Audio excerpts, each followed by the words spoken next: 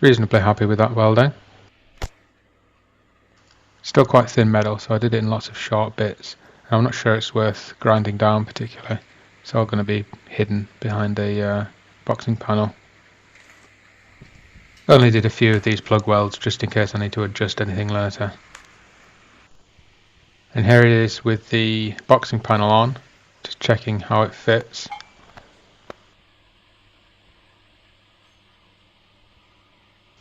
Now the replacement boxing panel is a slightly different shape. I think it's designed to slide over the top of this existing corner of the original panel. Since I've cut off all of the inner wheel arch around here anyway to replace a bunch of stuff, I end up having to make these kind of end plates for the boxing panel out of just a bit of scrap steel. But it's not really a very complex fabrication.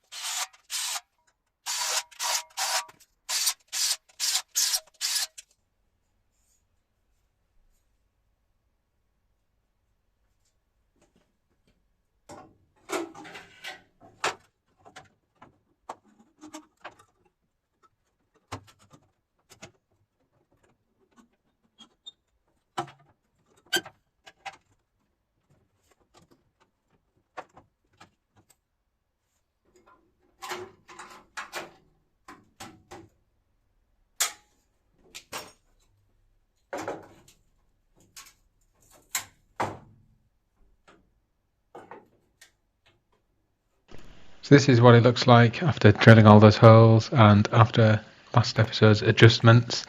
The gap here between the floor and the boxing panel is still a little bit of a concern for me, but I think I can clamp it closed. There's also a bit of a gap here that I'm going to try and pull outwards a little bit so I can close that and actually weld onto some metal there. I'll probably not use these plug welds much on the end. I remember the other side was very similar.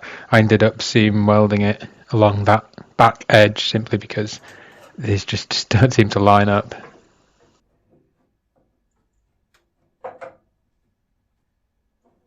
I tried a bunch of different ways to pull this panel outwards. And one of the most successful was using the handle of a hammer in one of these holes, just kind of wedge it. Turns out that T shape is just perfect for this application.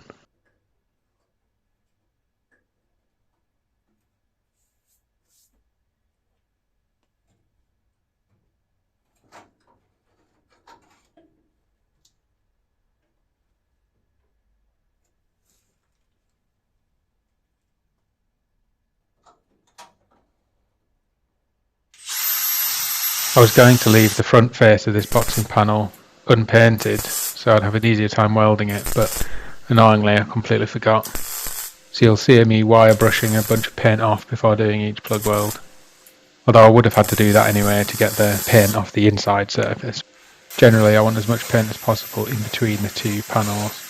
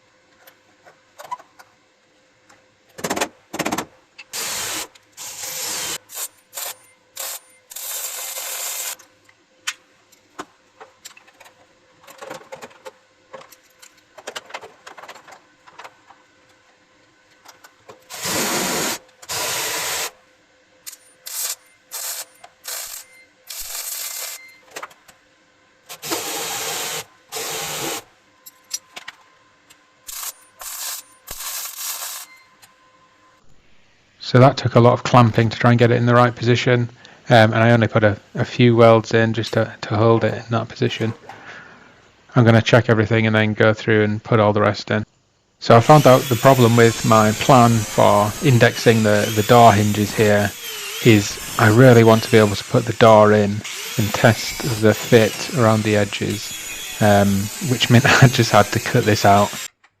The other thing that's annoying and I didn't consider is the bracing, the cross bracing through the centre of the car is welded into the top of the door frame, which means that the window edge here causes problems.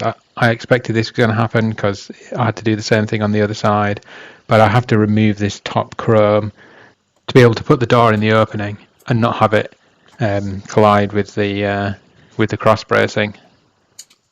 The annoying thing is, on the other side, I didn't have to remove that door pillar, so I was much more confident about the hinge location. Now it's much more critical that I get everything in the right place, so I might have to ultimately put this back on so I can really be confident that the door's going to fit, and I'll have to adjust that cross bracing a little. I always forget how these door tops come off as well, so it was a real pain.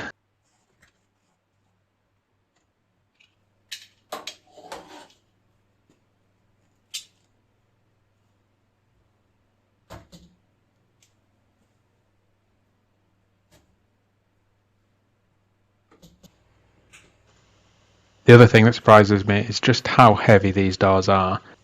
It's really difficult to get them in position on your own and try and get them all lined up and and actually get some use out of the test fit.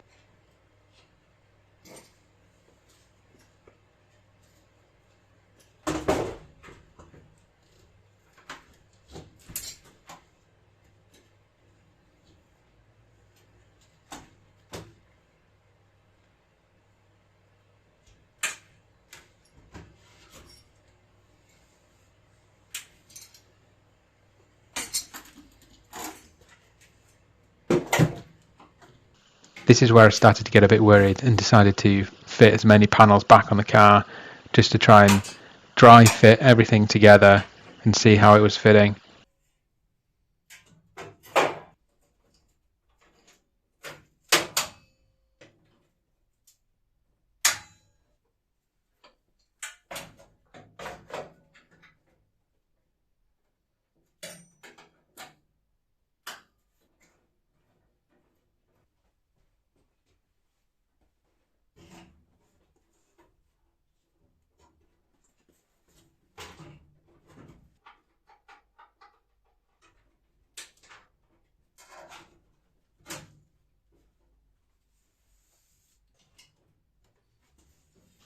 And this corner is what is worrying me, the join between the sill edge, the outer sill edge and the wing there.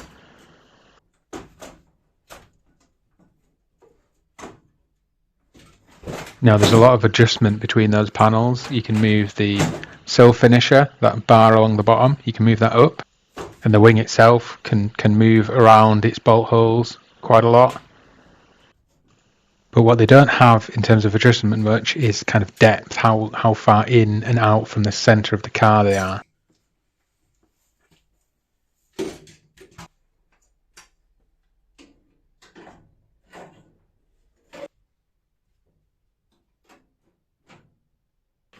I didn't take this video for YouTube, I actually took this video so I could look at the panel gap as I was manhandling this door from a sensible angle, and you can see it looks fine from this angle. I've managed to get the lower sill finisher to line up with the wing, and the door actually fit with a reasonable gap, but this is the problem. It sticks out about pretty much a centimetre, almost 10 mil.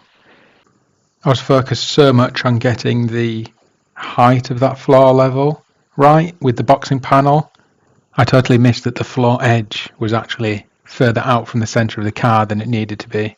I think part of the problem was I trusted how I cut the panel by actually placing it on the car and then cutting through both and then welding that joint. I felt like that would have given a more accurate cut there.